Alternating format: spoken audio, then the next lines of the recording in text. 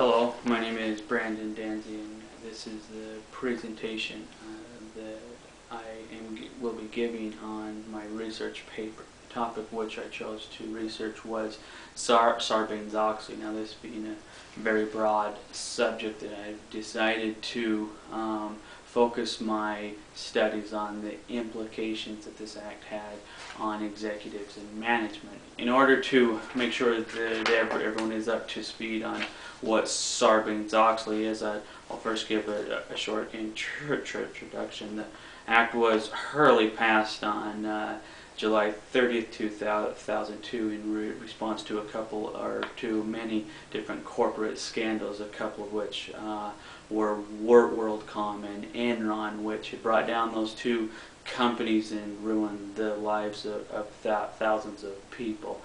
The act had a threefold purpose. The first one was to make sure that management was being held responsible for their actions, especially the top level executives who had been found to started the scandals in the companies. Next, it was to provide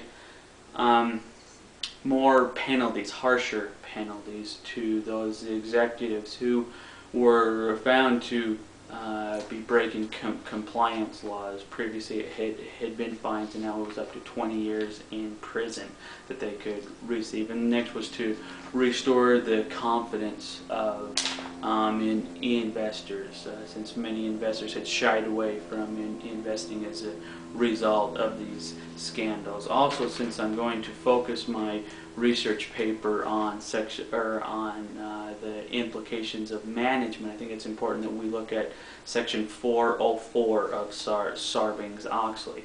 This is the section that requires that management provide and have a strong internal control system. And this has been called to be the most impactful and the most burdensome act on executives and managers, and which is why that I've focused on it for my research paper and my presentation.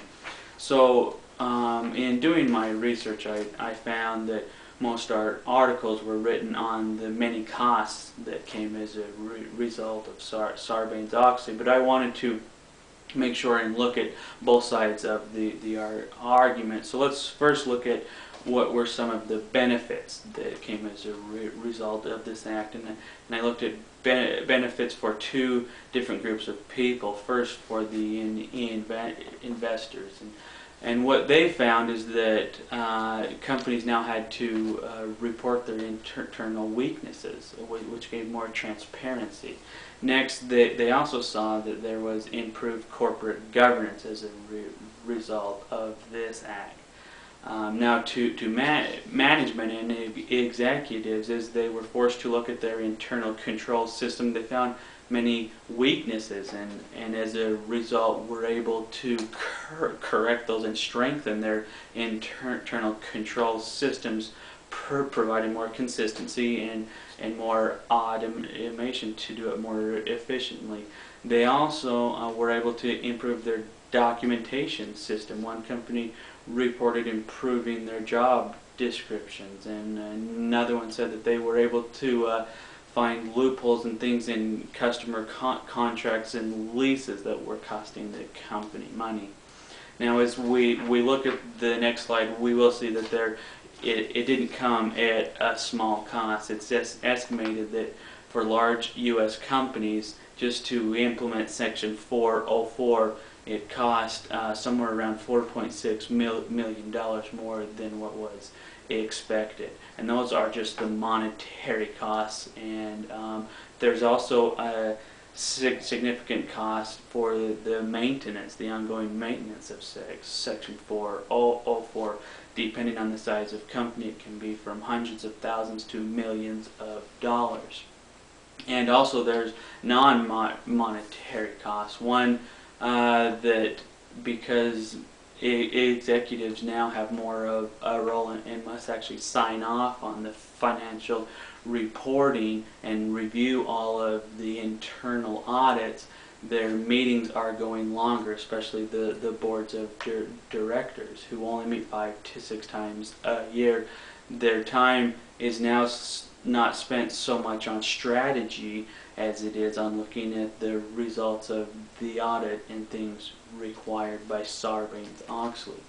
It also is breaking down some of the autonomy that lower level managers had previously had, because the executives and top level managers now must come and understand what's going on in the day-to-day business. So in conclusion, I would like to look at whether the benefits of this act outweigh the actual costs. So I found a survey that was done of numerous CFOs around the country. It was actually done by the CPA Journal, and they asked this exact question and found that 65% of CFOs believe that the costs actually outweigh the benefits of the initial implementation of Section 404.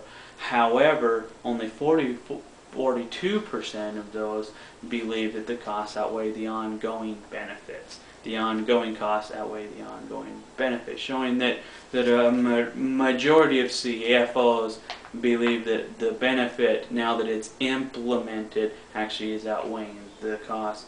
Lastly, only 7% believe that Section 404 should be voluntary to publicly traded companies, showing that in the debate of whether a company should be able to opt in or opt out, that a vast majority believe that everyone should be able to do it.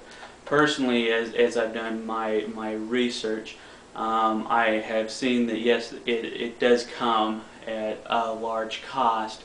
However, the transparency and some of the efficiency benefits that came as a result outweigh those costs when you have a long run perspective. Thank you.